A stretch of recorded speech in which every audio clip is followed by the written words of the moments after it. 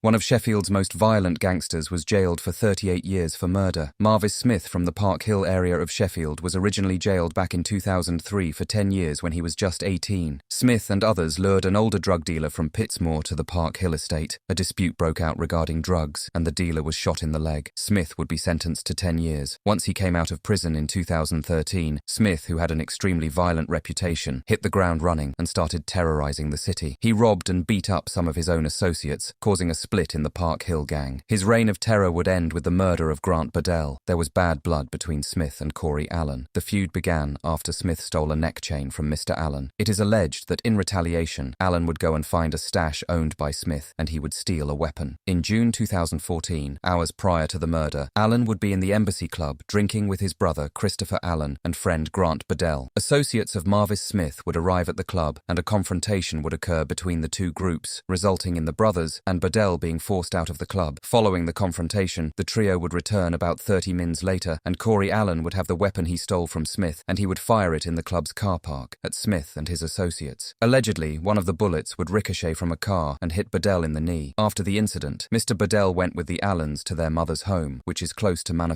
Park. Corey would run and hide the weapon in the park. He would tell the jury in court that after buying drugs from an address nearby, the three started to walk back through the park at around 2 a.m. He said that when they got to around 10 feet away from the exit, he saw at least 5 figures and they fled. The Allens ran further into the park, but Mr. Bedell was unable to flee due to a previous motorcycle injury that slowed his movement. Although this was disputed, whether it was the effects of the bullet which ricocheted from a car. The Allens ran to try and retrieve the weapon they had hidden. Mr. Bedell was shot at least 3 times, with the post-mortem examination recording the cause of death as multiple gunshot wounds. Mr. Allen said they found Mr. Bedell seriously injured in the park, and his brother called 999 while he went to hide the weapon in a garden nearby. Mr. Bedell was taken to hospital, where he died a short time later. Following a 6-week trial, Marvis Smith was handed a life sentence with a minimum term of 38 years after being found guilty of murder. Brendan McFarlane was given a life sentence with a minimum term of 32 years after being found guilty of murder. Stephen Pierre, who was not with them at the time of the fatal shooting, but in the run-up to it and its aftermath, was found guilty of manslaughter and was jailed for 16 years. Corey Allen would receive a reduced sentence of 3.5 years in jail for firing the weapon in the club car park after testifying and giving evidence in court about what happened on the night.